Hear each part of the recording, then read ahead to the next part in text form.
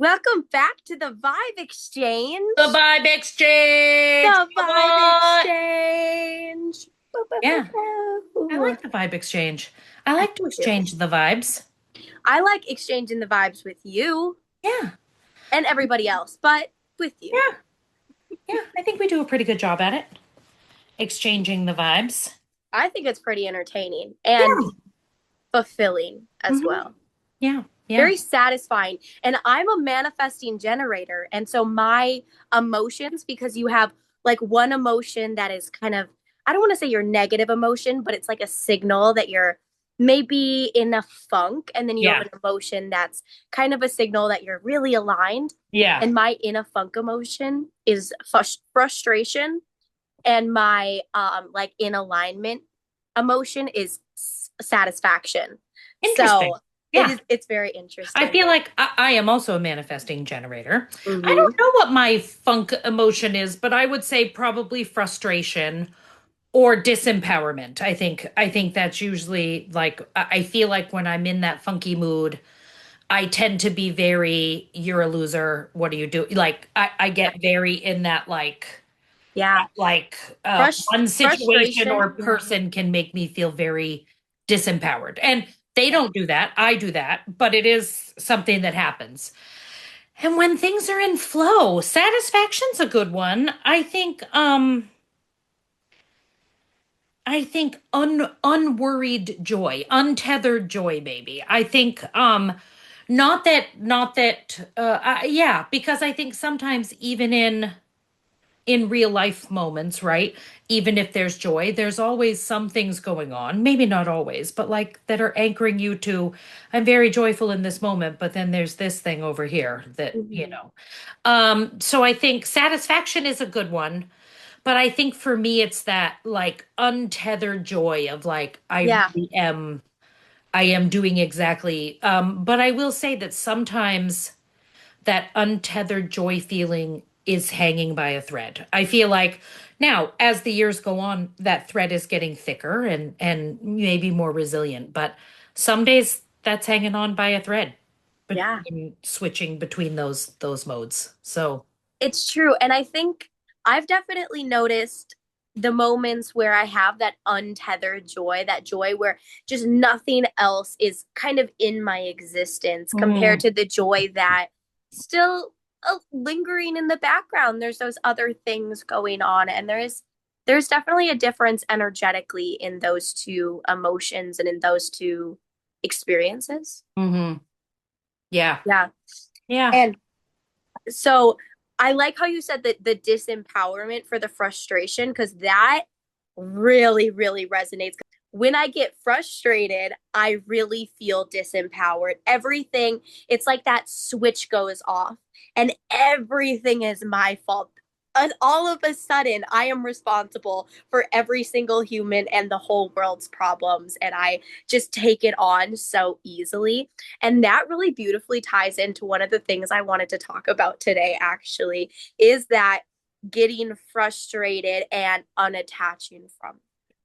For sure. And I think within that frustration for me too, everything is my fault, but also no one likes me. Like I feel like Ah, my husband, my whatever, I'm like, whatever, you just like, and then somehow that transfers into yeah. So I think it's interesting how it really does um infiltrate a lot of things. And I think that really is like my inner child emotion.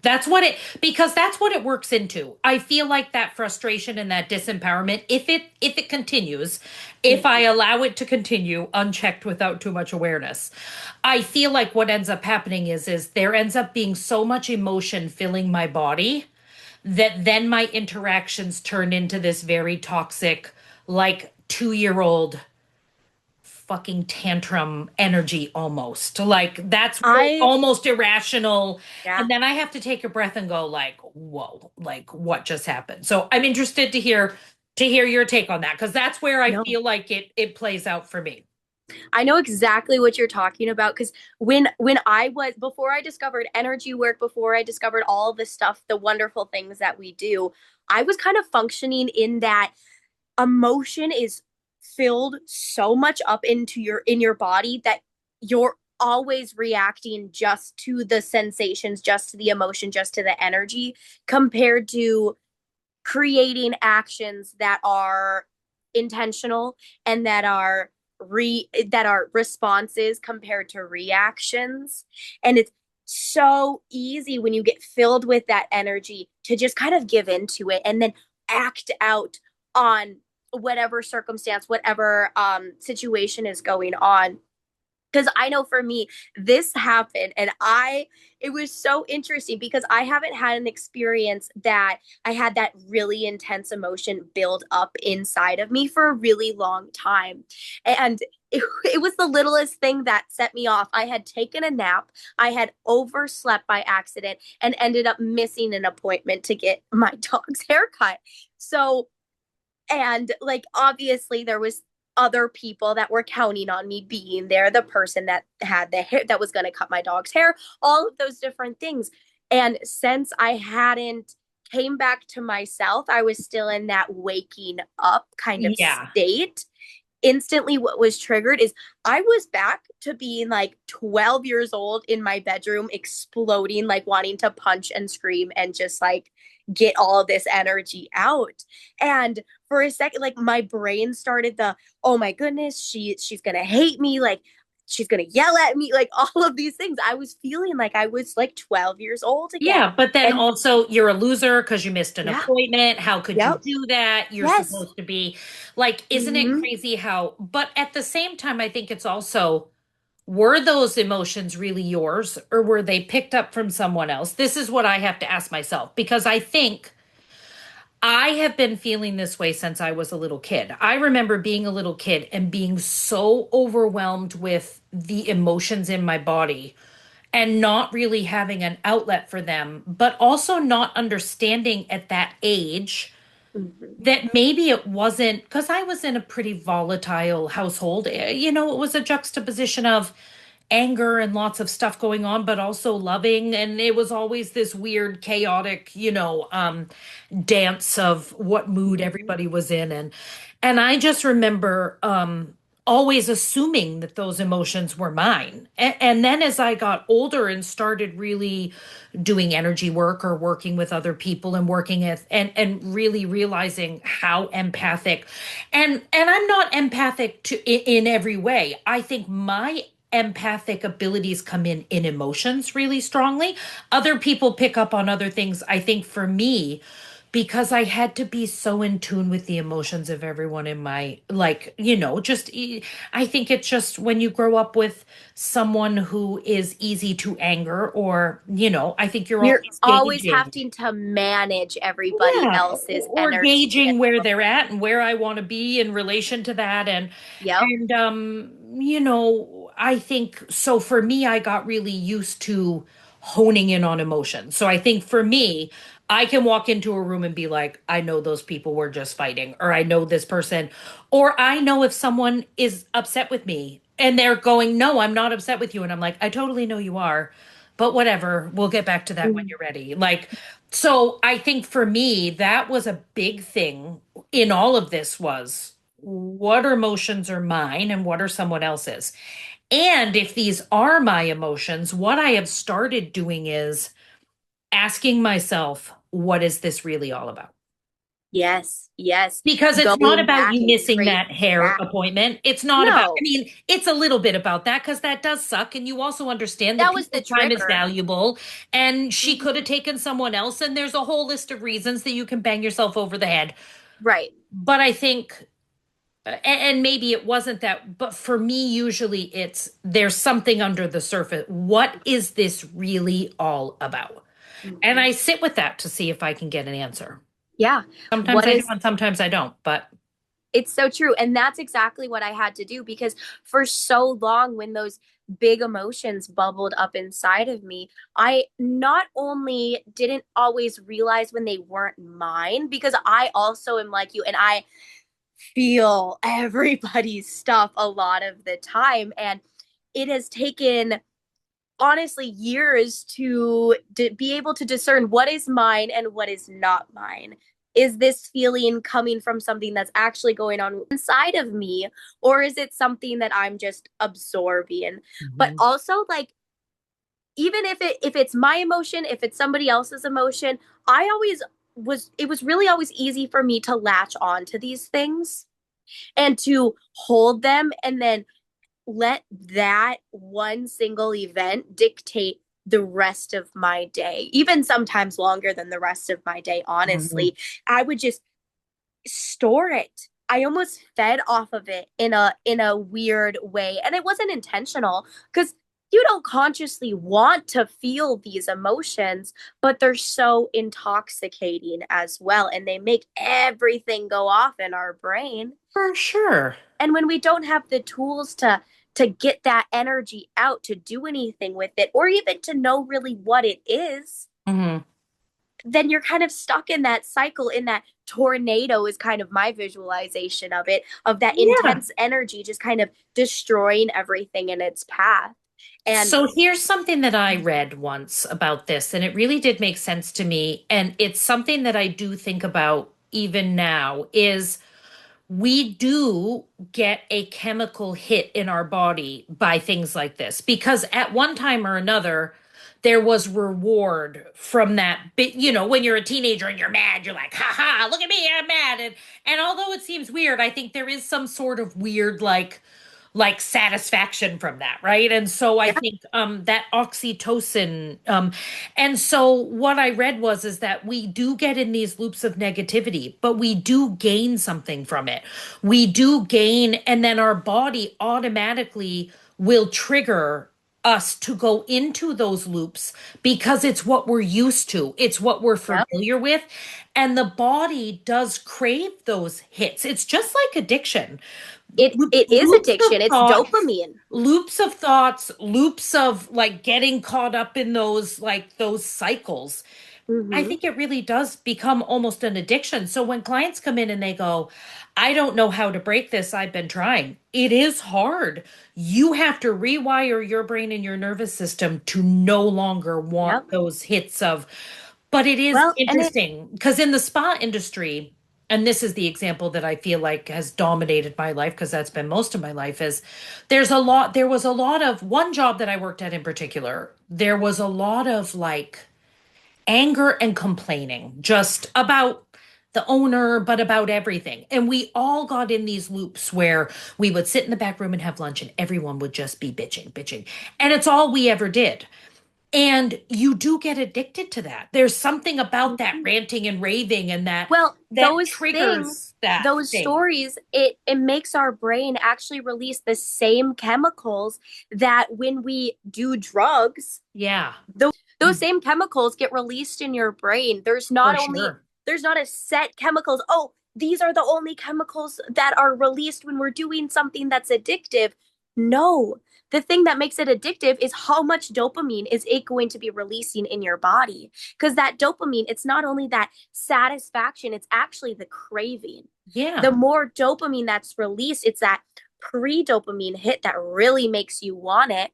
Yeah. That's why almost the build up to lunch, the oh, I know I'm going to talk about this and this and this, and you're almost ruminating on, Yeah. ooh, this is all the drama and the stories that I get to build up, and then I get to share them at lunch. And that ruminating is almost more exciting than the actual sharing sometimes. And Mhm. that whole process in itself is addictive. And we get Yeah, stuck in those patterns, we get stuck in those cycles, just for like sure. everything. And we're living in a world that is thriving on that. So the people around us are living in those modes. I mean, I went to my storage unit yesterday. So all of my sound stuff is now being stored in a storage unit because my home has four people in it. We've taken in my mom and my sister, which is amazing, but my house cannot store things. There is not enough room for so all of my stuff is down in storage. And there's always a lady down there in storage, and she's very nice. But her storage unit is a disaster. And I feel like I've gotten the impression that the stuff that's in there, she's inherited maybe from relatives but it's like, I feel like the storage unit is a reflection of this person, right? And every time I go down there and she's there, which is actually a lot, she's just always frustrated by the storage unit, and there's always stuff pulled out but not enough for her to even, and it's always blocking my storage unit, and then she always has to move stuff, which also makes her frustrated. And it's like it really is this. But like yesterday, I feel like I went to my storage unit, I went to a couple different places, and in those places I'm like, oh hey, how you doing today? Well, could be better. And then just all this negativity, and I'm like, wow, from my storage unit to Publix or whatever, like I feel like I am very rarely presented with someone who's like, I'm freaking doing amazing. And how are you? And not that I want toxic positivity, but I feel like we're in this trend more of being okay with saying to someone, my day's shit, how's yours? Where I Mhm. feel like I don't need to dump my shit day on you. Where Yeah. I think that we are more enabled to also stay in these loops because we're encountering those loops Mhm. out in the world as well. And I think It, we're tired. We're yeah. politically tired, we're holiday tired, we're world tired. I think it's a combo platter of things, but Yeah, and I think for such a long time, it was only acceptable to say, "Oh, I'm doing good. I'm doing fine. How are you? Oh, it's a good day today." which Like is this also a very, lie most of the time. I mean, which is also a lie. But, and now we're experiencing the polarity of that because this world is a world of polarities. And now it's okay, we're going to get stuck in that goop, stuck in that negative mindset that I'm the victim mentality is yeah. really, really huge right now. And so it's finding that balance, finding that harmony between the things because it is important to talk about the things we're going through and it's important to feel our feelings and to acknowledge our You have feelings. to. Right. But You we have to. don't Because we're exactly. here because we didn't for a Yes. long time. I think we always talk about this in our sound classes and in our coaching, and we're here because we didn't feel or talk about our emotions. And Yeah. although more and more people are opening up to that, there's still a lot of people who they That's think that's generational stupid. They trauma. think that's weak. They think that why would I talk about my feelings? They're in jobs where that is a weakness. They're in, I mean, I think Mhm. so but I Well, also feel like sometimes being a positive person, I do get accused of almost toxic positivity. Like, oh, you're so positive all the time. That can't be true. mhm. Why? I Well, when can you get I can stuck in be that going negative through things in mindset, my life and still yeah. be a positive person. I think Yeah. I have learned how to also be that, to be Well, and genuinely, when you're down here, your baseline gets lowered. yeah. So then you can't see what is up here. And I think that generational trauma, it really has a lot to do even with the frustration that we were talking about because when we look at that frustration and what that cycles into, it cycles into I'm not good enough. I'm not allowed to make mistakes. It's all my fault. I'm responsible for everything, everyone, all of the things. My emotions But are too big. They're too this. yes, They're too yes, this. I mean, all of I that. think as But women too, we've always been told we're too hysterical, we're too emotional. mhm, So I think there's always that too, right? We don't want to be too yeah, hysterical or too emotional. right. We also want to be able to express ourselves, which feels interesting. And if you look at the societal programming, especially within the last three generations, that it has been really like pushing of this Yeah. is what you have to do. You can only be this way to succeed. This is right, this is wrong. You don't have another option. And Hmm. that's not attainable. You Yeah. know, we're human. We make mistakes. We mess up. We do things. We are Yeah. beautifully human. And so it's so understandable why things like frustration, things like making a mistake easily trigger such big emotions because we're not only feeling our emotions from our experiences of being trying to put in that box of you need to be perfect, but it's also our parents and our grandparents and our great grandparents and our great great grandparents and all of these generations and generations of ancestors that now we're feeling that emotion. And it's Yeah. the how do we shift that? How do we take it from I feel like there's this energy inside of me and I don't know what to do and I can't control it and it feels so much to I'm okay. That Well, bringing back. for sure. Here's another thing I want you to think about, because here's what I think about too, is sometimes when you're feeling frustrated, or when we talk about, right, if I was to play a crystal bowl, it would vibrate or activate every, say, heart bowl in the room if I was playing my. So I also wonder if when I feel frustration, or if I'm also, because it's radiating out from me, if I'm activating it from just the air around me. If someone was walking their dog by my house and was feeling frustration, and I'm standing in my driveway feeling frustration, and my frustration is flowing out, am I activating? I mean, that's the thing too. Sometimes it feels like, oh my gosh, this is so overwhelming. Well, it just stands to reason to me that if my frequency is aggravation, I am going to, like an antenna, activate all other frequencies of aggravation that are in my general area. So it is one of those things that I think about and go, wow, I could just be activating five people that just walk by with their dogs and they're irritated, and now I've activated their irritation into my irritation. So it's even that too. I mean, why not? Why? Yeah. We know that things linger. We know that energy is out there. If my sister is sitting out at the dining room table frustrated and I'm frustrated in here, are we activating each other more? It is, I would say so. yeah, I And I think we mean, can use that theory. We can use that knowledge to also say, okay, if I know I'm frustrated and I know that's going to be an antenna for everything else, yeah, how can I bring myself back to base point? How can I bring myself back to grounded in yeah, order to be the antenna for that? for Because then if sure. I'm able to ground myself and my sister and my mom are still super frustrated, won't that bring their frustration level down a little bit? Maybe. Even not even necessarily bring their frustration level down, but it's not going to fuel it, and it might give it something to anchor to as For well. sure. Because A you're not hundred going to be percent. reacting, you're going to be responding instead. Yeah. And I think awareness is one of the very first things that helps in this. I think being aware, I think as soon as I'm aware of how frustrated I am or overwhelmed I am, that is the first step to tamping that Yeah, down. I think for me, yeah, it has to, because you get so, sometimes it's like a freight train. And then you're like, oh my gosh, I've been like this for 2 hours, and now I need to bring awareness to this and move. yeah, I think awareness for me is one of the very first things. The other thing that I do right away is take a deep breath. yeah, I yeah. think that has the And ability to really, it's almost like a balloon that you've untied and you're letting the air out.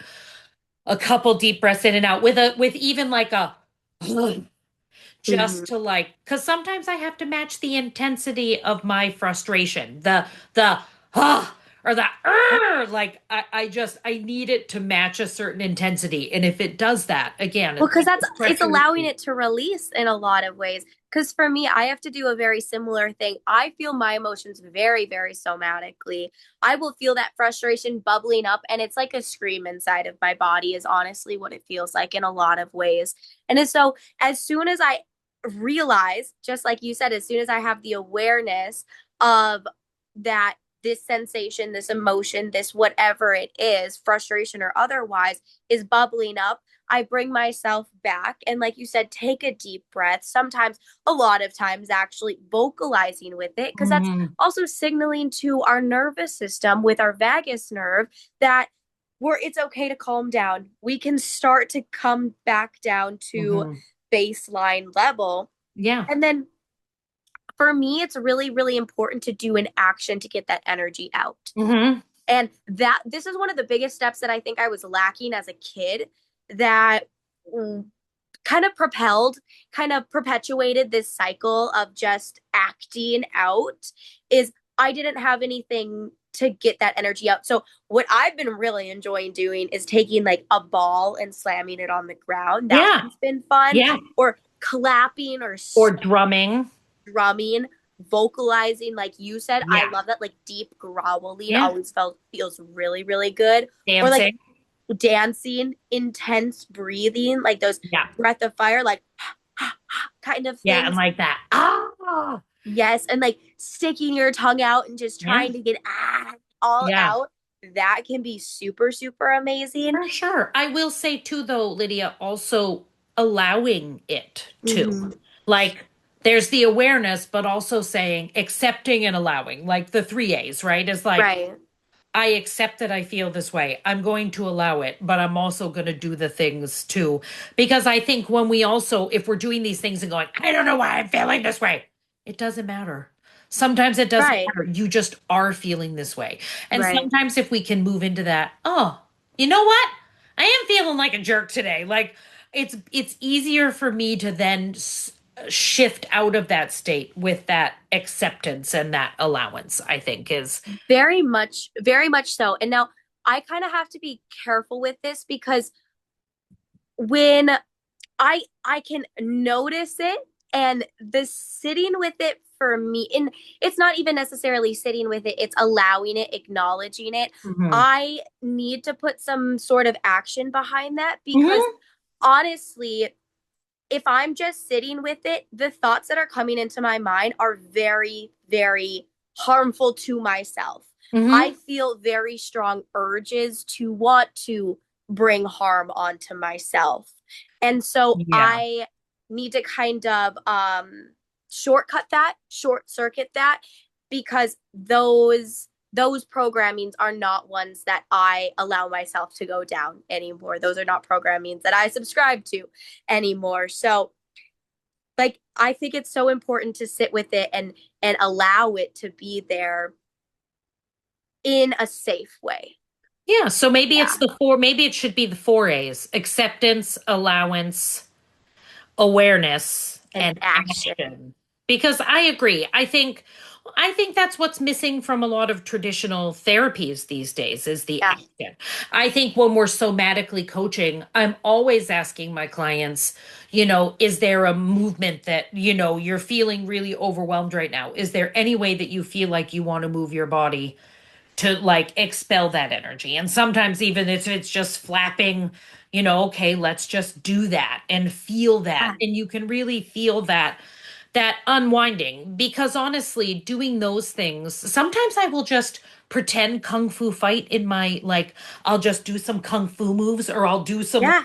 like boxing or something just to like not pretending to hit anyone or whatever, but just like No. act of just and if I did have a heavy back I probably would punch the thing. I mean, Right. just but that movement of just that frustration leaving you and going into something else. It's kind of like that. So I know I say to my clients a lot, and I know I've been asked this by different therapists and coaches throughout the years. So what now? Hmm. So what's next? What are we going to do now with this? Yeah. Because, okay, I've done all the diving, I've done all the investigating. Yeah. What now? Yeah. To kind of really finish and complete that cycle. Yeah. Yeah. It's interesting because I feel like with coaching especially, like a lot of what you're hearing is you have to find your niche, you have to find your thing, you have to find your whatever, you have to find your you go on a retreat and you learn say tools and things for limiting beliefs or whatever. And that's really great. But I think what I feel like is interesting and something that I've started looking at in a different way is when people come home from those classes or those retreats or whatever, that's great. You have those tools.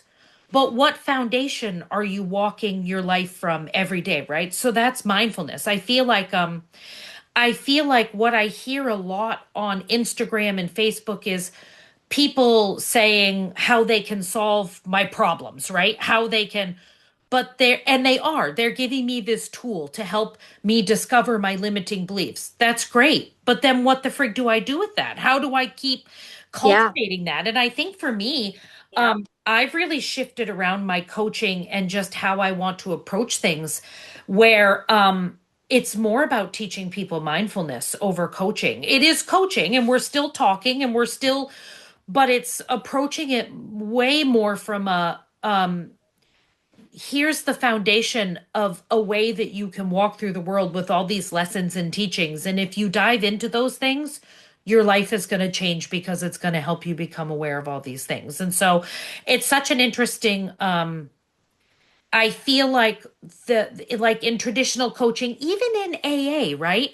they have these steps, but there's no foundation that those things are. Is it mindfulness? Is it Buddhism? Is it Catholicism? It feels like they have these steps, but there's no foundation to then move Well, into I think in as a AA they're framework. very Christian based. They're very Are based they? through the Bible. Yeah. Okay, Yeah, okay. because So they they do have, have that foundation of, yes, yes, I believe so. But I totally understand what you're saying. I agree. And that's what I really like, the foundations that I have in with my coaching, because this last week I actually had a client that had moved through one of my 3 month transformation programs, and they reached out to me and they were like, this is the stuff that's going on. I don't know what to do. Like, I don't know where to start. And what I texted them back is, yes, you do.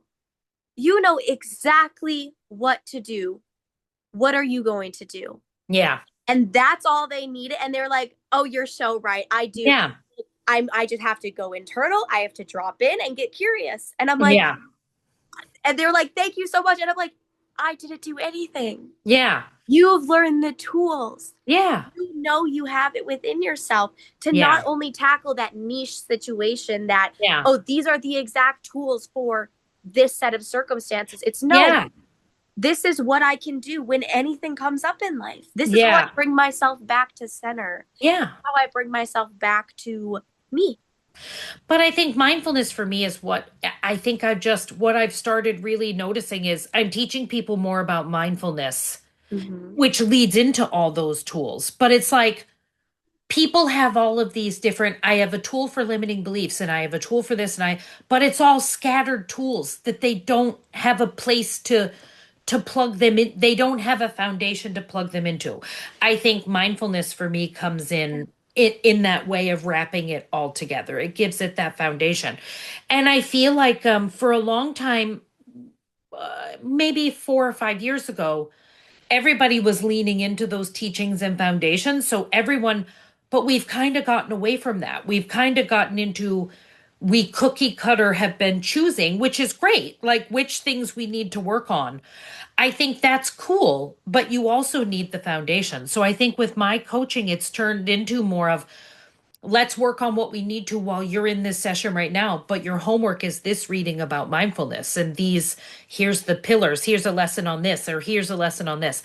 I don't know, I just feel like if everybody could learn a little bit about mindfulness and those pillars and meditation and breathing and being curious and gratitude, and I think it really can change all of these things because it has Yeah, done that for me. I think if it wasn't for these practices, I would be out there walking around like Godzilla, and I certainly wouldn't be contributing anything great right. to this world. That as you were talking, the visualization that was really coming to me was really cool, and I'd love to share it with you. It was kind of like all of the tools that we learn are just kind of floating. They're like, there's one here, there's one here, there's one here, there's one here.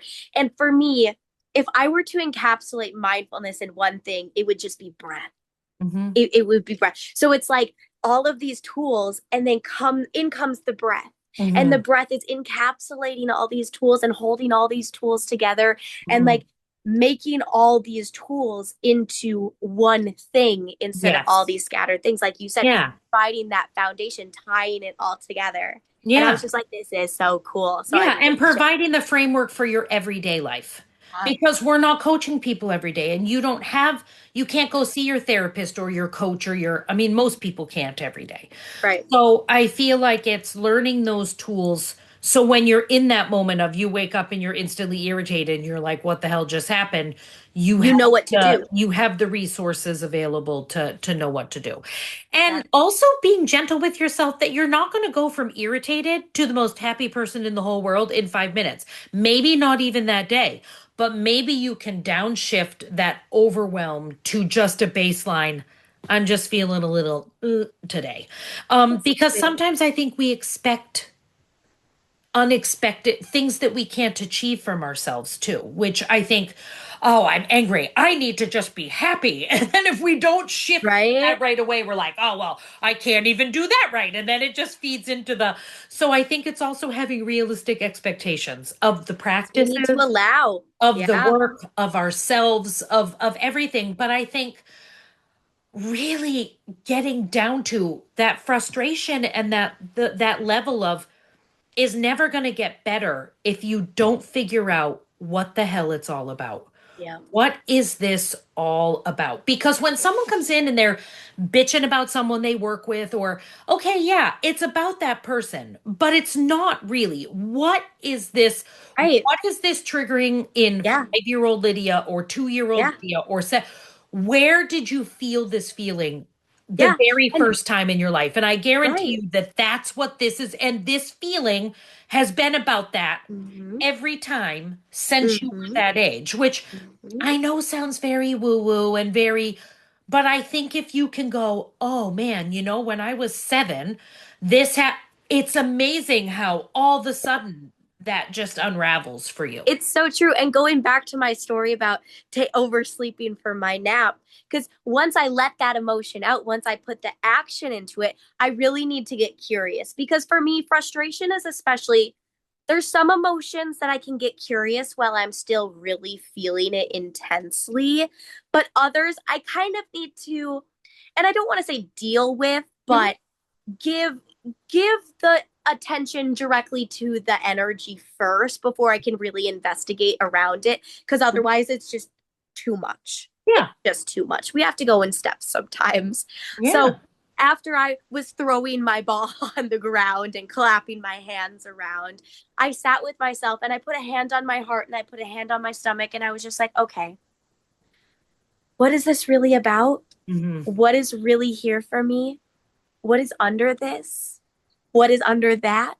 Yeah. What is under that? It's Yeah. like I heard this thing one time and it was from someone who helps with like HR interviews in their job, and anytime there's an incident they have to ask why. It was either like 5 or 8 times, something like Yeah. that, because it takes that many times of why, okay, and why, okay, and why, to really get to that core answer. Well, because think about when your emotions are all jumbled up and your energy's all jumbled up. If somebody says to me why or what's going on, I'm so jumbled up. I go, I don't know. Like Right. I feel like sometimes the energy and emotions in my body are moving that Yeah. I literally, if somebody says, what is this all about? I don't know. What is this all about? I don't know. What is it? I think it takes a minute for the brain, for me, I Mhm. have to clear out a little bit of energy so my brain can engage. It's Exactly. why a lot of times I will cry first at something really overwhelming. It's like I will take 2 minutes even just to cry. And then it's almost like that pressure relief. As soon as I'm done Yes. crying, I'm like, okay, I can think about this rationally now. What the hell are we It's going to do? Like, it's like releasing that valve, letting a little bit of pressure out, and now we can deal with the thing going on. Now we yeah, can get right to the issue. Exactly. yeah, yeah. I couldn't So, agree more. And then for me, that final like finalizing step is once I get to that real why, saying it out loud. Because yeah, once I say it out loud, it either sounds so funny and I'm like, what the heck? And then yeah, it's just like it's gone. Like you yeah, said, it's just that instant, no, that's not it. yeah, Or it's like, that's so sad that I was believing that. That is not yeah, true. It doesn't yeah, feel true for me yeah, anymore. yeah, And at that exact moment is when you drop that limiting belief and you can replace it with the new one. yeah. So it's that reparenting yourself, Well, that coming yeah. back, you are so safe and you're so okay. It's Yes. okay to make mistakes. It's healthy to make mistakes. Yes. And just visualizing my younger self and going, I know you weren't heard in that moment. It's cool. Yeah. We're heard now. We're okay. Yeah. Like And I've I think, got you.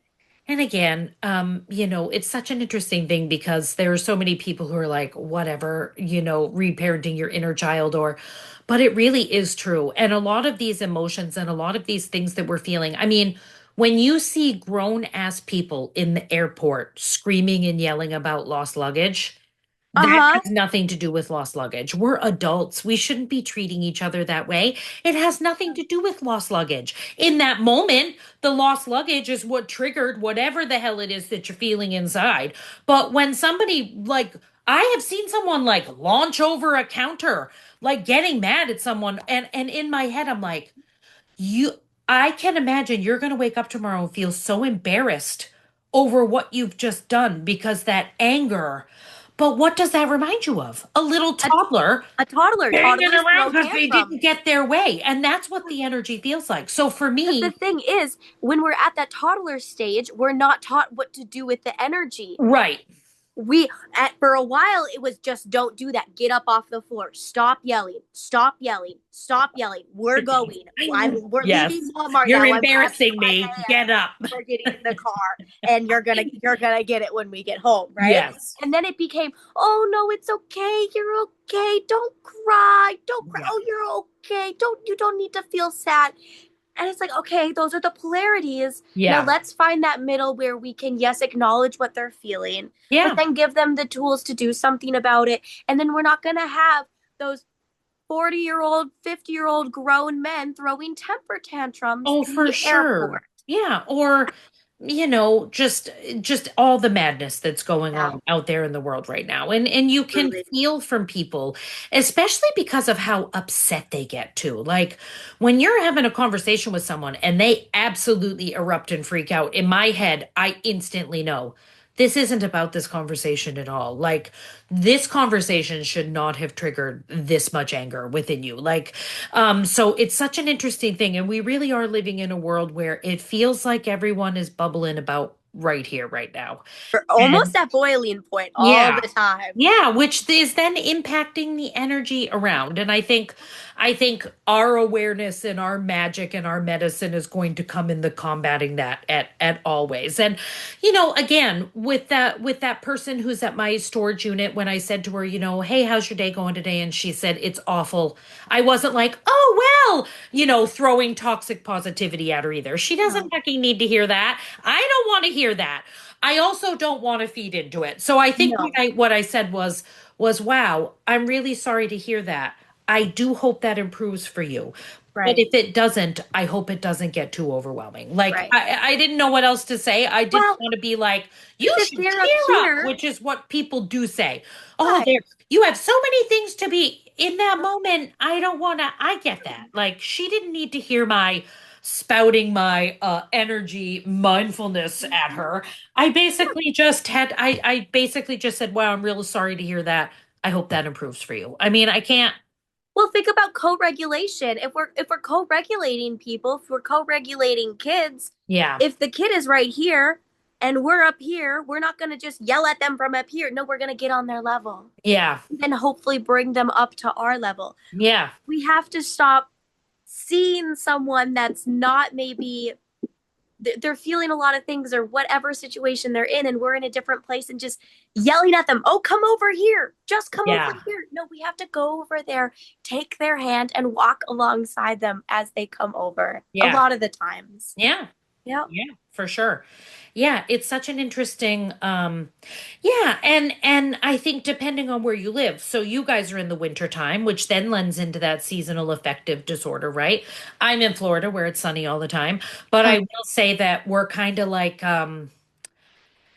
I don't know. We're in this weird where we have some cold days and we have some warm days and we haven't had rain in a while. And I think that there's a downside. But I will say we don't go through the same affective disorders Right. as people like in the north. So I think that also does It does play a big it it does plays a play big a role. role. And it's so interesting how the seasons change and then we have to be with family or we get to be with family. But those Yes. holiday seasons are kind of jam-packed right in the middle of everything. Well, Those big transitions and for all of sure. that. But even if your holidays are beautiful and you have a great time, it's usually a lot of energy and a lot of personalities and a lot of navigating. And the holidays can be really draining, even if they're happy times. I think I really love this year that my mom and my sister are here. My nephew and his girlfriend couldn't come down because they live a couple of hours away and they had to work. We're hopefully going to see them at Christmas. But so we were all here. It was such a beautiful day and it was but it's also a lot of work and it's a lot of preparation and it's a lot of, this person wants to cook things this way and you think you should cook that, I think it's just Yeah. and always navigating that, but navigating that like adults, like I feel like Hey, I feel like it's such an interesting it's interesting that you did bring this up today because I really have been feeling that. And when you work in retail or you work with people, I think you really do see those things a lot. But what I will also say is you know, I've been volunteering at a place, Lydia and I have talked about this. I volunteer at this place out east here in Sarasota, and it is a not-for-profit that is for trauma survivors. And so everything they offer is free. It's volunteer. You can come in and take a yoga class or a qigong class or an art therapy class or a um and there's so much positivity there. Like people are so if they don't have anything nice to say or they are in their own energy and they're just in a place where they can't talk to people, they just don't. But they come in, it's such an inclusive place. I think they have laid it out to be such an inclusive place that everybody can just be where they are and nobody's forcing. And so you just don't have any of that. When everyone is just allowed to be who they are, there's no expectation. So there's no, now people have to get up and leave sometimes because they get overwhelmed in a class or whatever. That's very different than freaking out or I have never heard anybody yell at someone else or get overwhelmed and take it out on everybody is so supportive there and they've set up that container in such a way that everyone knows that they so it's interesting how it's almost like by being in that place it takes away that frustration trigger, you know, Yeah. which is really interesting. And every time I'm there, as soon as I pull onto the property, it's like taking a deep breath. And everybody says that. It really is, everything about it is meant to soothe the nervous system. And I think there's Mhm. something to that as well, which is why we love retreats so much. And it's why we love, because it's those spaces that we're now surrounded by positivity and it's okay. And it starts to seep into us and we go, oh, that's Yeah. right. That's right. There are spaces in the world that do feel this way. And And not only filled with positivity, but also, like you said, those places that you don't have the expectation of how you're supposed to show up. Because for right. me, when I really think about frustration, it's that I have an expectation of how it should be. And for some reason, reality is not lining up to that. Yeah, yeah, for sure. And For that's when sure. that frustration really happens. And when you release those expectations, when you unattach yourself from how things are supposed to be or how things are supposed to go, and you're just here, and you also have those tools, you're able to just be here, Yeah. not have those moments. Yeah. I will say I'm dealing with this in a very different way at the moment Mhm.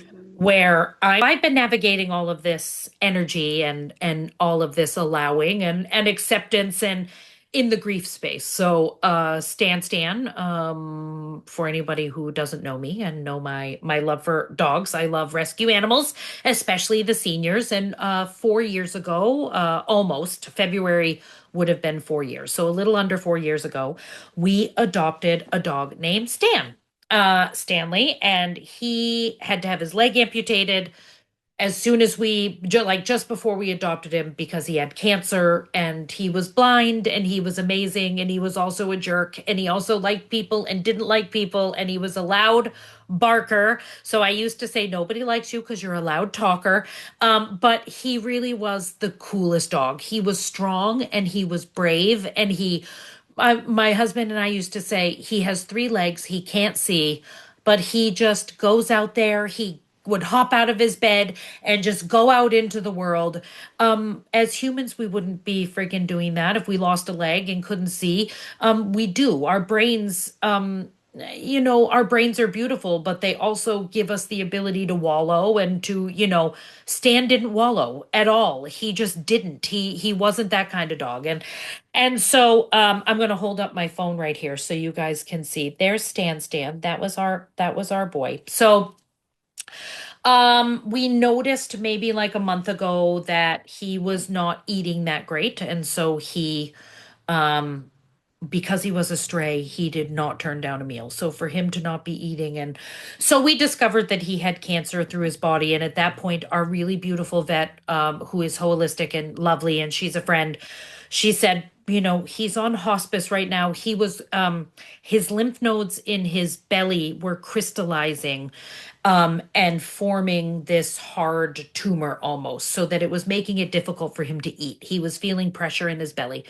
So John and I literally have spent the last month or two just cooking eggs and hamburger and buying wet food and buying, I mean, every product we could possibly think of just to get him to eat, because he didn't like wet food, but it was the only thing his stomach could take in. And we literally have spent more money on dog treats and dog food that we could try to and eggs, and just, we were just trying everything. And cancer in dogs, and I don't know the physiology in humans, but it eats away at their muscle first. So he wasted away very quickly. And so we were trapped for a while between this. I would wake up every morning and pray that he wasn't still breathing, but also relieved that he was still alive.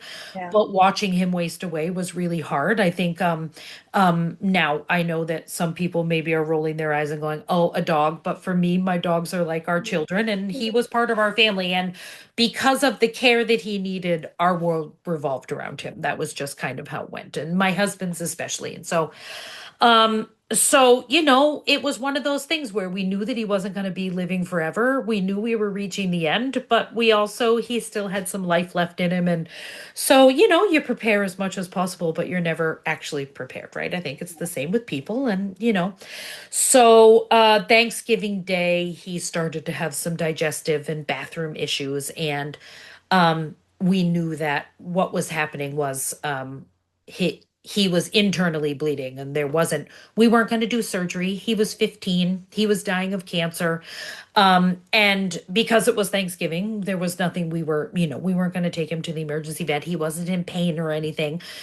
But by the day after Thanksgiving in the morning, I slept on the couch all night and got up with him all night and just stayed with him. And it whatever was happening with him was not getting any better. And thankfully, because my vet is a friend, I messaged her and said, we've reached the point where Stan has to be put down. So she wasn't working that day, but she came in. She was there with us. It was not a difficult transition, but he did fight it a little bit, which we also didn't need. He didn't want to leave us, and we didn't want him to leave us. It was one of those things. But now we're left with this. It's just like a person, right? You have this thing that's integral to your life and that you love and that brings energy and joy, um and he's just gone now. And waking up every morning, and even still now, not even still, it hasn't even been a week.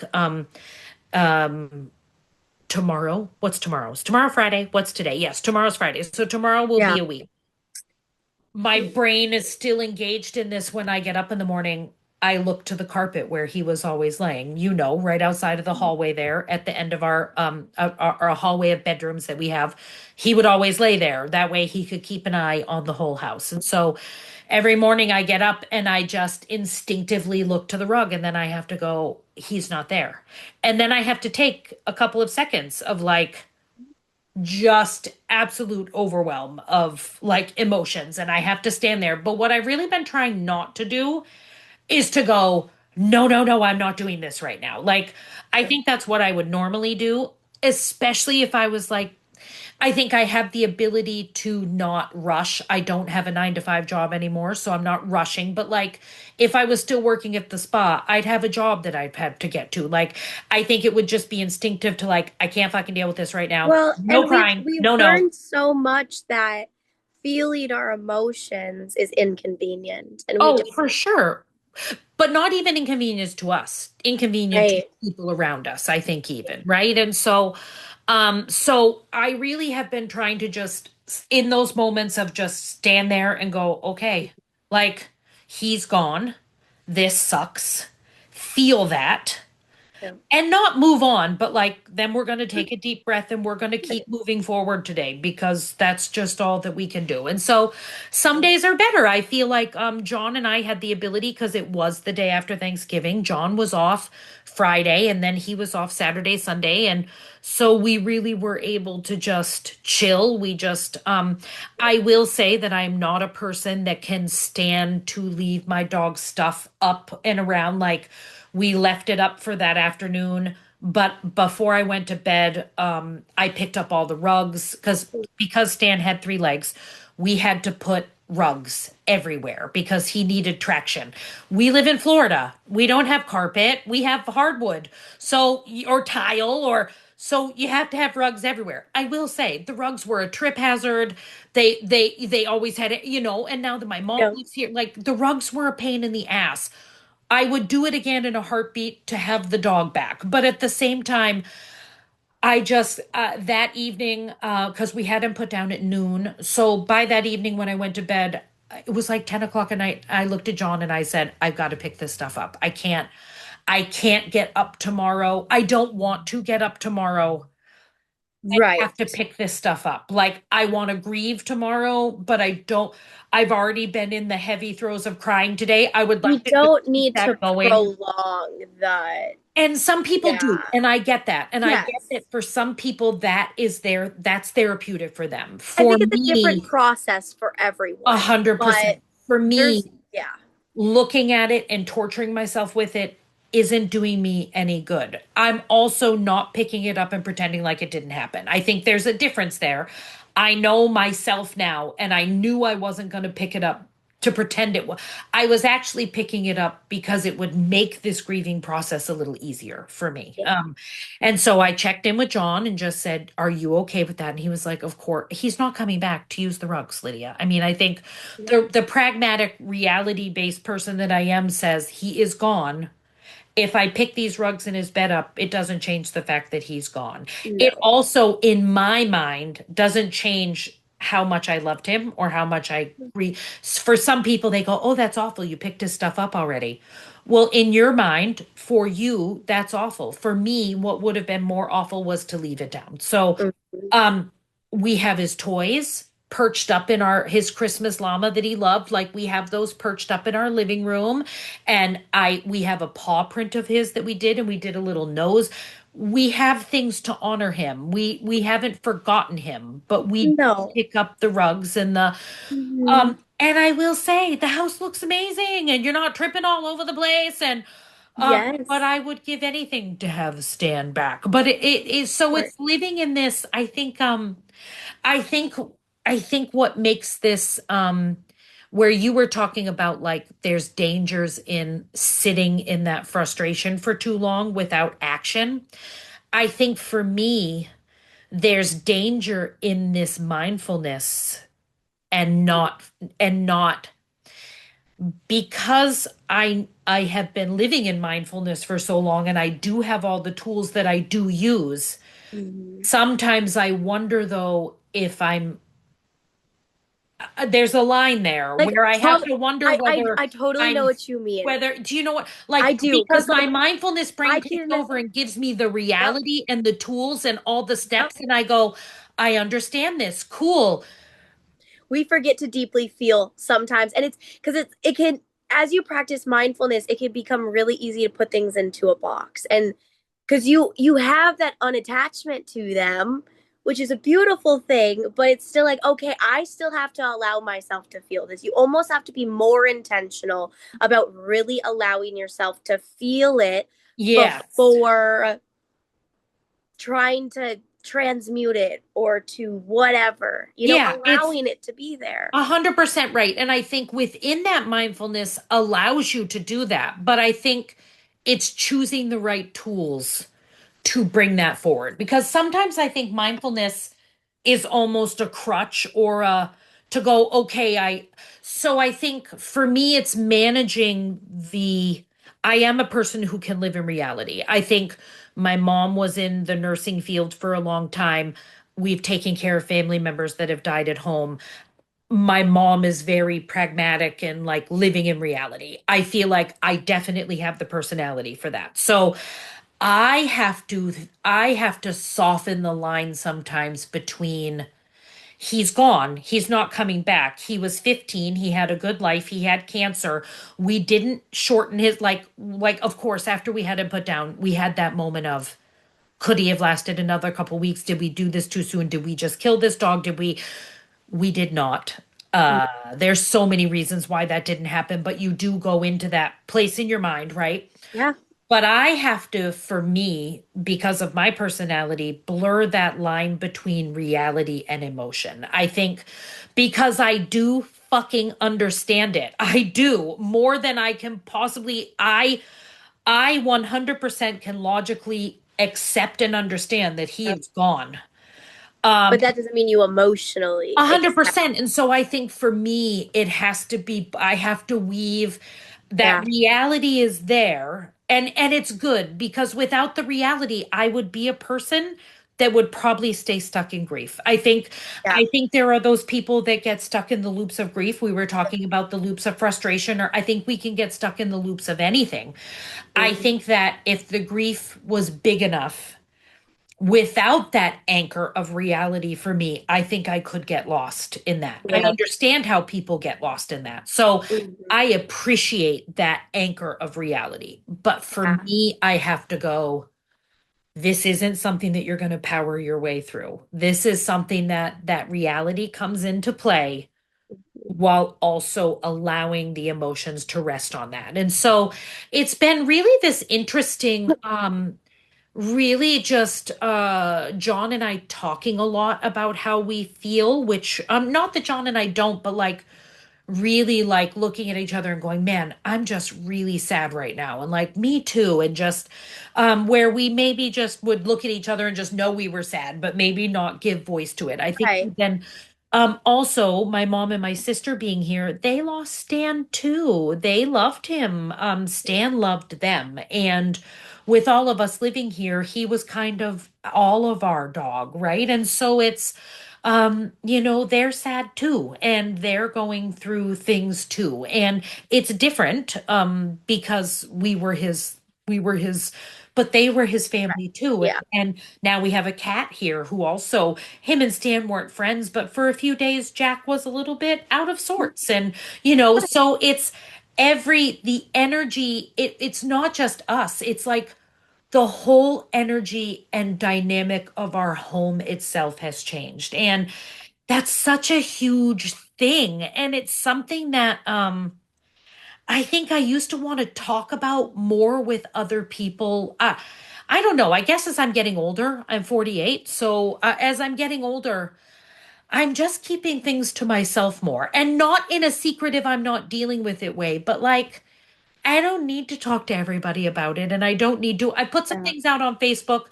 because it's easier for me to do that than to answer everyone's individual. I find that sometimes if everybody's reaching out to me, I find that very overwhelming. And if I make a Facebook post, then people understand why I haven't spoken to them in a few days. And Yeah.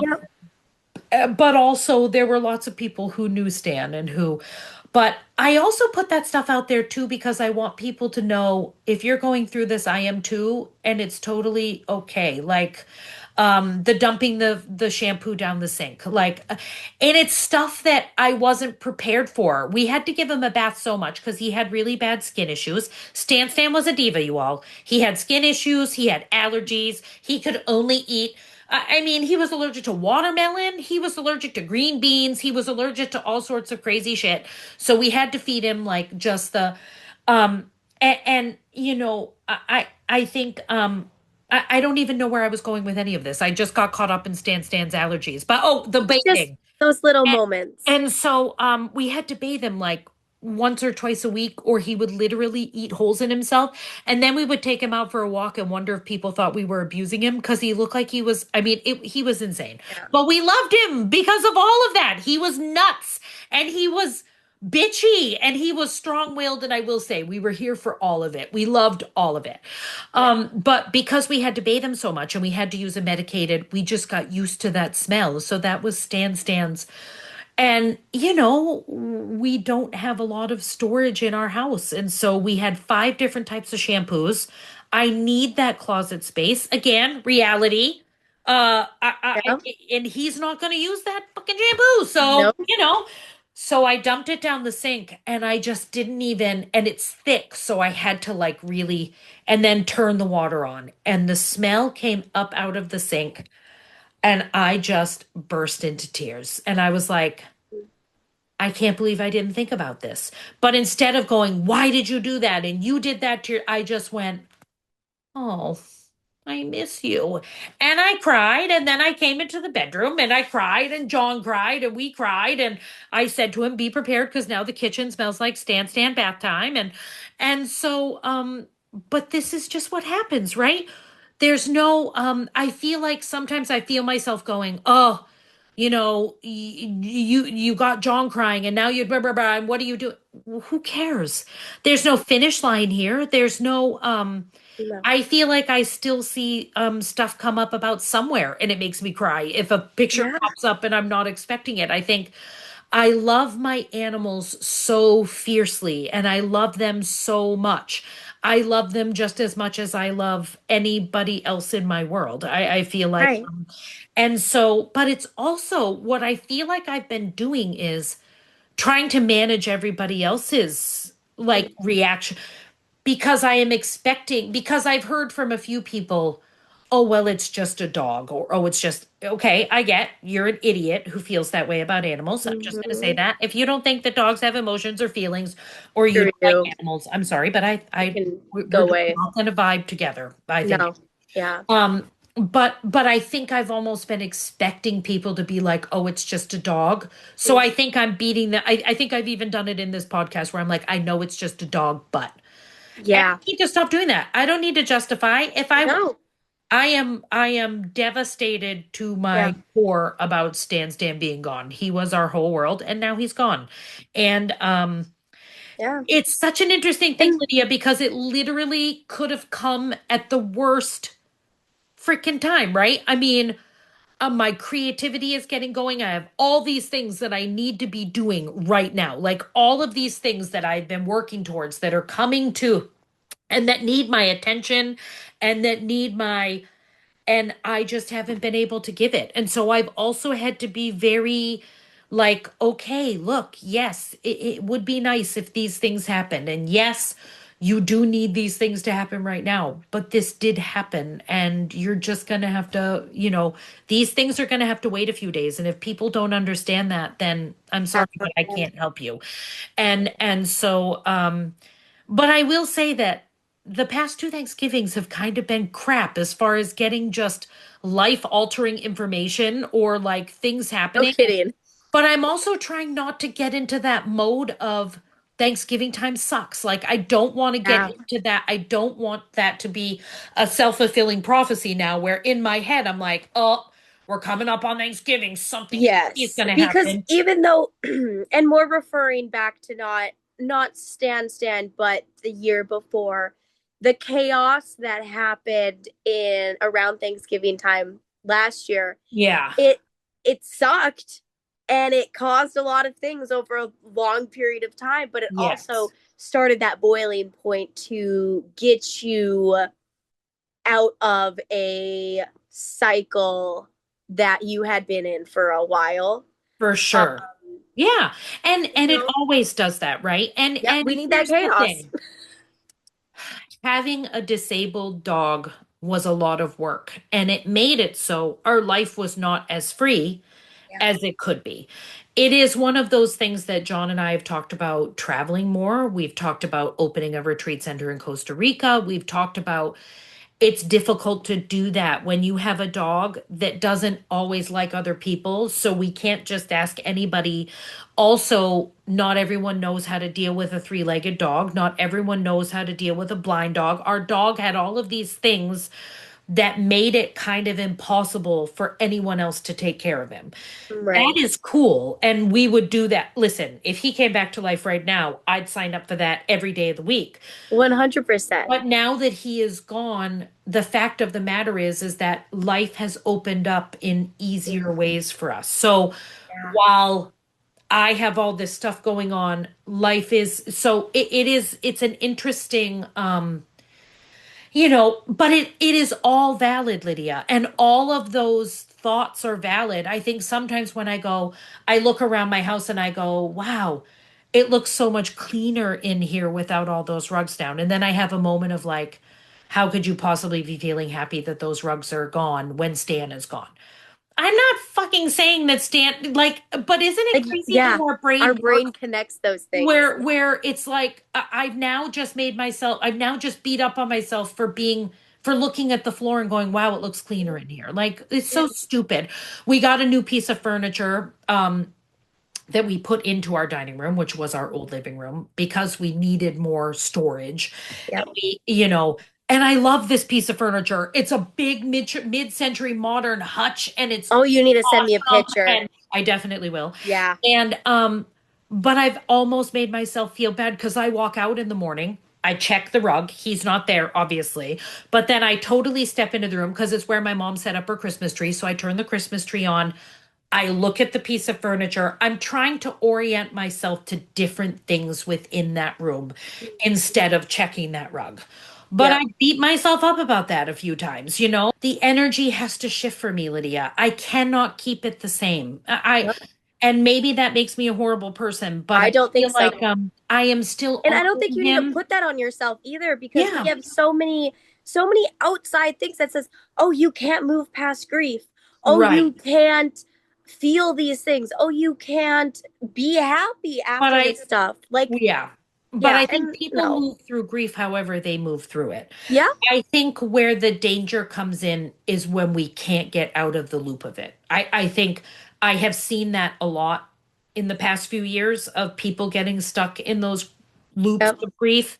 And I do get it. Mhm. I am not a person who goes there because I don't allow myself to go there, but I do get it. And again, Well, I'm yeah, and happy to I'm have going to the say strong something that may foundation not I be have. very popular, but it's just like any other addiction that we're getting addicted to that cycle, addicted to For that sure. story, addicted to the chemicals and the emotion that gets brought up within our brains and our bodies. Well, and the And attention from other yeah, people. I mean, it's a lot of things, but it yeah, also keeps us in victim mentality.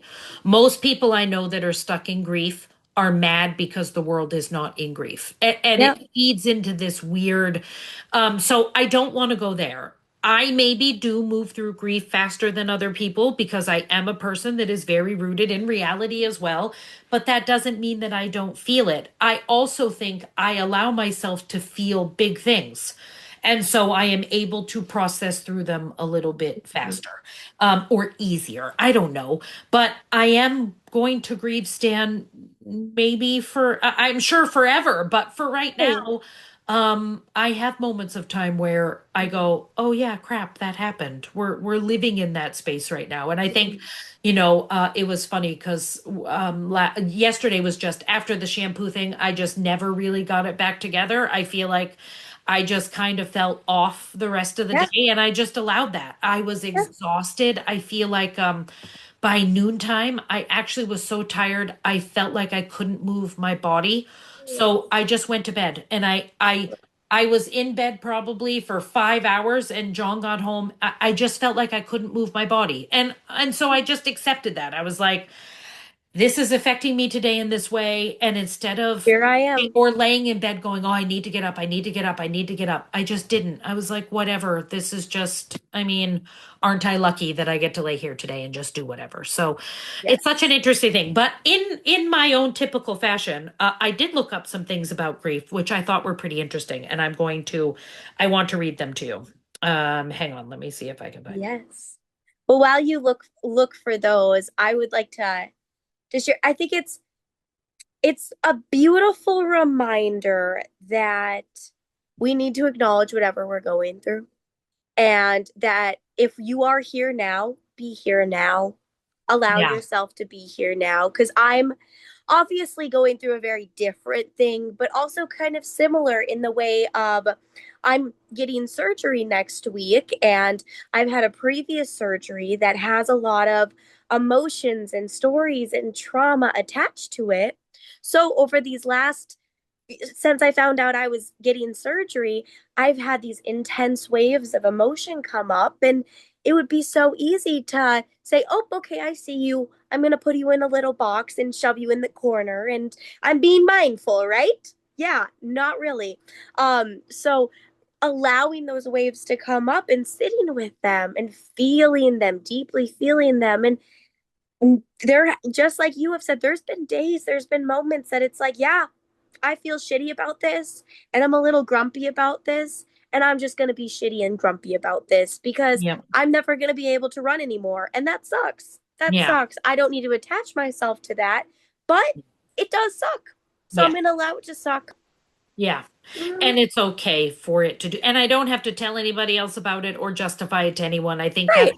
I think that's the thing too. It's yeah, it's an interesting thing. And I think grief doesn't just show up in the passing away of something or someone. I think Yeah. grief comes for so many things, lives that we thought we were going to live, people we thought we were going to be, people we thought that were going to be in our lives that have moved on. I mean, I think Yeah. grief comes in so grieving jobs that are Yeah. no longer careers we thought we were going to have, You all know of those that things, I think.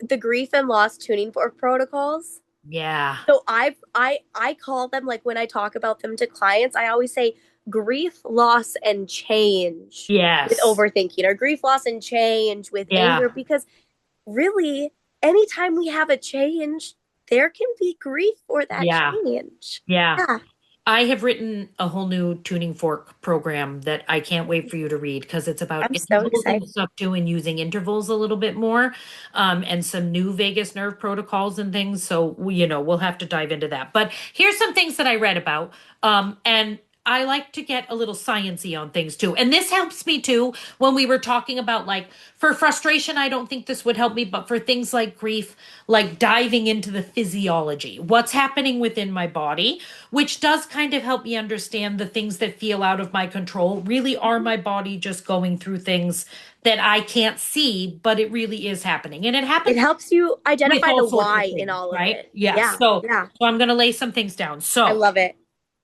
grief it's not just an emotion, it's a full system event, and it really Mm, is. I think it hits the body, the breath, the mind, it hits everything, yeah. and it rearranges the way we exist inside ourselves for a while, and it really does. It rearranges Interesting. everything, right?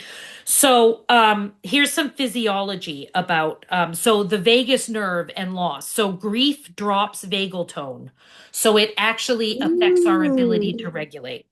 It pushes us towards dorsal vagal collapse, so shutdown and numbness, or sympathetic activation. So it can also trigger us into anxiety and agitation.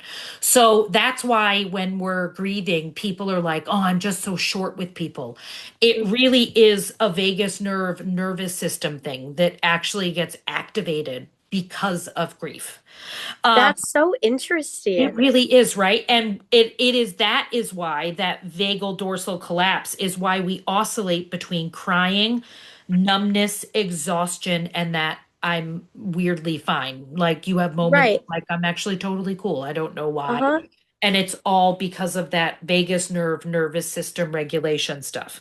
Now, for hormones and chemistry, our cortisol spikes, which freaking cortisol is everywhere right now. And especially as women, as we get older, cortisol, but everything triggers cortisol. I feel like I don't know how we live on this planet. I've been doing research on, and they're like, you have to do this and this and this. I'm like, then I can't go out in the world and I can't live because Yep. then cortisol is going to be everywhere. I don't know. So anyway, cortisol spikes, oxytocin crashes, and Mm. you lose the oxytocin you once shared with your dog through touch. So not only are you missing, your oxytocin is crashing, but we get oxytocin from each other, but from touch with our animals. And so we're now lacking what we used to get Oh, every day. So that's another reason why it's so difficult. Um, the nervous system interprets loss as danger, so the survival brain takes over, which I did not know, but that really does make sense, right? that Because makes I a feel lot of like grief sense. makes us feel like we want to run away. The whole time we were in that room and they were putting Stan with the liquids, all Mhm. I fucking wanted to do was flee. Like, Yes. honestly, we were there because he deserved that. But my instinct, everything within me was run now. Yeah. I mean, it really, so the survival brain taking over, I totally get that. And this is why memory, sleep, and decision making all become harder as well. So that's why I've been up 3 o'clock in the morning pretty much for a week now. I think I sleep and then I'm up, and then my brain engages, and I just can't So Just watching lots of Hallmark Christmas movies, you all. I'm gonna get through that damn list this year because I'm not sleeping. So I'm just gonna. So somatics, right? So grief or loss creates heaviness in the chest, which is the grief also is the lung and the heart meridian, which is it affects that. Pressure in the throat, ache in the solar plexus, fatigue. You can feel disconnected from the body, which I think we do because the body feels heavy and tired. Um, and the body, so you don't, the body doesn't just lose the animal or the, it loses the routine sensation of safety that they gave us. So there's a somatic rhythm that disappears and our body has to recalibrate. And then that's with everything, right? Recalibration. And then grief fog. It is a thing. It's not weakness. It's not disassociation. We do need to conserve energy while we reorganize. And so we do take energy from our brains, which is why we don't have to think too much in this space. We do, actually we don't want to think too much. So I think the brain does shut down a little bit. And so it's such an interesting thing. So when we have grief, right? The energetic, the auric field, our auric field pulls in close. That's our protection mode. Our heart chakra contracts, right? Our root chakra feels destabilized. We maybe don't feel safe. And but the crown does open, which actually makes us more spiritually sensitive. We can see more intuitive surges. Sometimes you can actually almost imagine that you see. It's such an interesting thing because with somewhere we had this a lot more than with Stan, but I also think it's just their two personalities with somewhere for days after we had him put down, we would hear his nails on the floor and we would feel his energy. We would almost see him. And I mm-hmm. think that that's that. Maybe we were Yeah, seeing him almost, right? yeah. I feel like Stan left and he was like, I'm out of here. See you later. Bye. And that Yeah. was just, but that was who he was. And that was cool. And so, just remembering that grief is not linear. Waves arrive when the nervous system has the capacity. I think that's when we go, why did this wave just come up right now? Because you had the capacity to deal with it. Mhm. So I think that's a good way to not beat yourself up either. I actually That's a have good the reminder. capacity to deal with this right now. So my nervous system gave it to me because it knew I could handle it. Yeah. That's a more empowering place than why the heck did this just happen to me, I think. And the wave is evidence of healing, of not going backwards. So Interesting. reframing things um, a little bit differently. And so it's funny that you said heart and belly. I feel like this has been coming up a lot in my Qigong classes, the heart and the belly, and one hand on the Mhm. heart.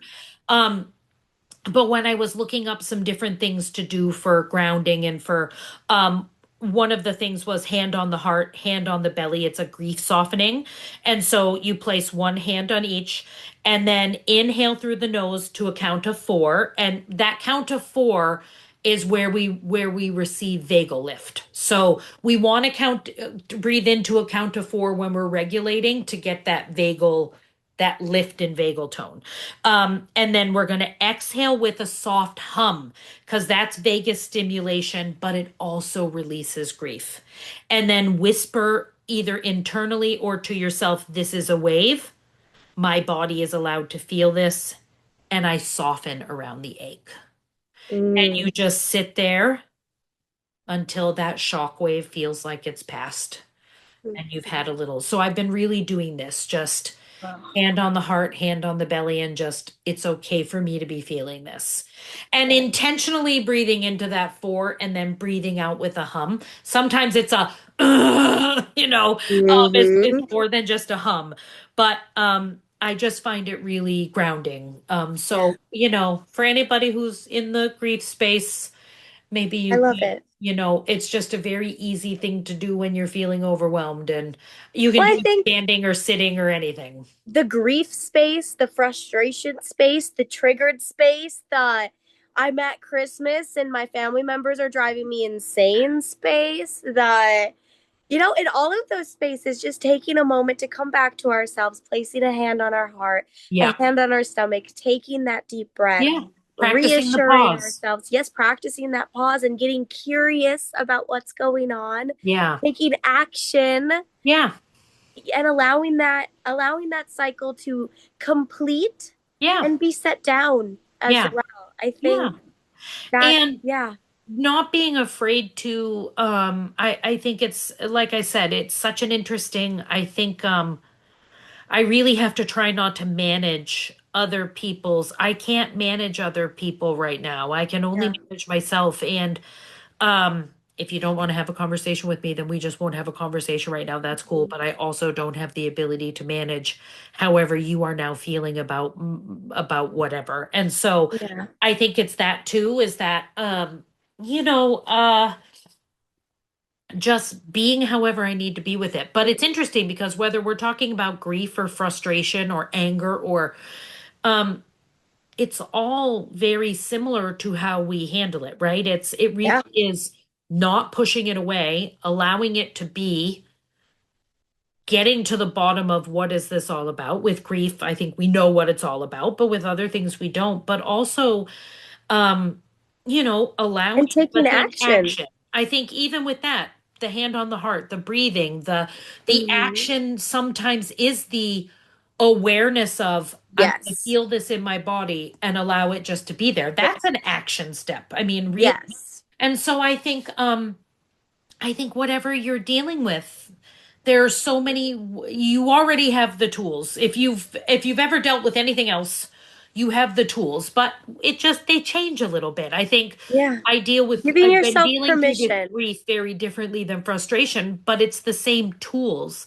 It's using them in softer or more aggressive's not the right word, but kind of more spirited ways than with grief. I feel like it's a little more gentle and a little more We sit with it a little bit differently, I think. yeah, yeah. Yeah. And also kind of going back and forth between we really love the dog energy. We really love we're not giving up on adopting an animal. I feel like I'm ready to do that right away because I love the energy. Let's just and John is going to take a little bit more and we do need to take a little break, but we will have a dog up in here again. Yay. When Thankfully the right time now is we right. have Michelle's cat Jack, which is really great. He loves everyone. He has become our house cat, and just having each other. I think standing in the kitchen and crying, and knowing that everybody else is feeling tender about it as well, and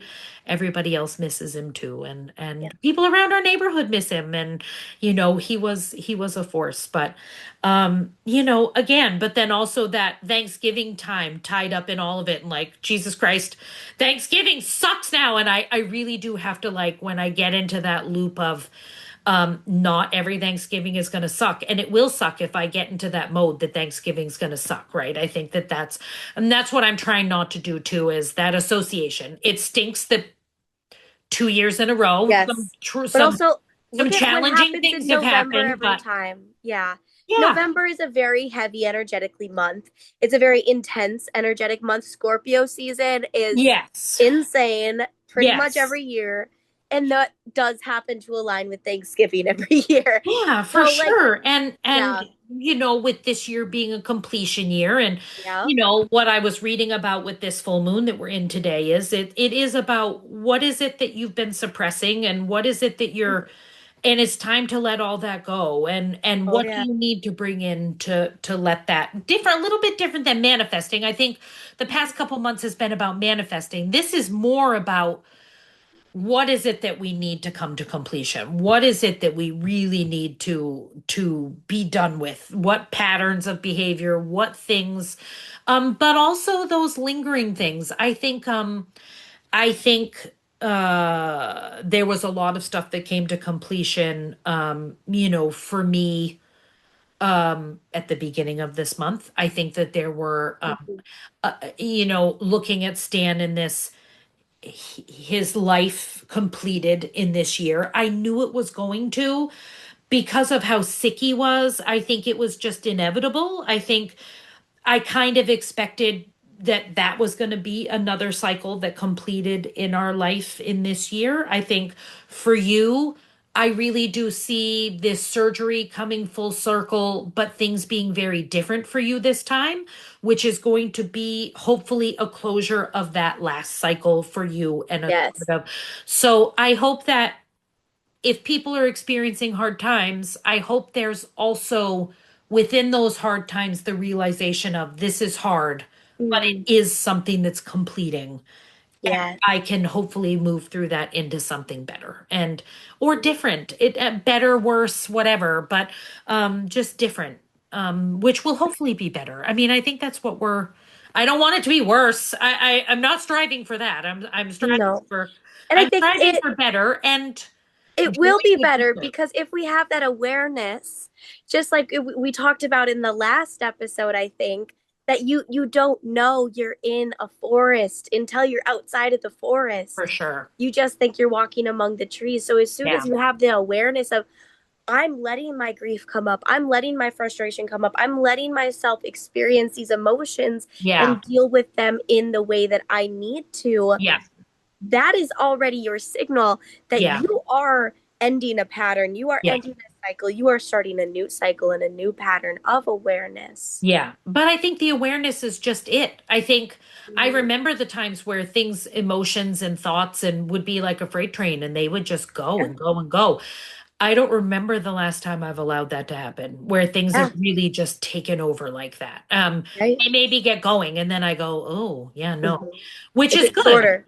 Sometimes it feels like a lot of work where where I feel like I'm like, okay, I'm examining, but it doesn't feel like work anymore. I think it feels like the maintenance. And if that's what's work, then I think that's, It's um, worth it. It's yeah, worth yeah. So, just navigating everything while also it. Yeah. navigating everyone else. And again, not that anybody has asked me to navigate them. I think it's just what we do sometimes. And Mhm. also just I don't care if everybody thinks it's ridiculous that I'm grieving over my dog. Everybody holds a different perception of Yeah. each person in their mind. Every Yeah. person has a different version of you in their mind, and realizing that sometimes they're acting on the stories that they're holding. Sometimes they're stories about themselves, sometimes they're stories about you, but Yeah. they're all a story, and Yeah. I'm not responsible for your stories. A You're hundred. not responsible for my stories, Yeah. but I'm responsible for my stories. Yeah. Yeah. So yeah. So Yeah. that's where we're at, but working through it. And I'm glad that you are too. You have some big Mhm. things coming up. And Yes. I Yeah. think being in the right frame of mind is going to make all the difference. I agree. And it will be fun because the next time we talk to all of you guys, I will have a cast on my leg and we will be living the differenceness of it all. And I will be putting my tools into practice. So Yes. it will be a fun adventure to bring you guys along with me Yeah. along the ride. Here Yeah. we go. Yeah. Yeah. Exactly. Exactly. So, Yeah. well, Yeah. good. Well, I think we've talked a lot on this little podcast of ours today. Yes, I agree. Do you have any final words before we hop off, Becky? Be kind and easy to yourself and know that the holidays are never easy, but that's okay. They don't have to be easy. Awareness, take a breath in and out, and just trust that it's not always going to be perfect, but you will show up the way you need to. So there's support out here too. There's support in the world. You're not alone. There's just so much tied up in the holidays, right? There's so much energy and so much tied up that we'll talk about, I'm sure, the next time we chat. But peace, love, and namaste, you all. That those are my final words. I love it. I love it. And I'm going to leave you with allow. Just Mm, allow. yeah, Yeah. Simple but awesome. powerful. Yeah. All right. Well, thank you all for joining us on the Vibe The vibe Exchange. exchange. The vibe exchange. The vibe exchange.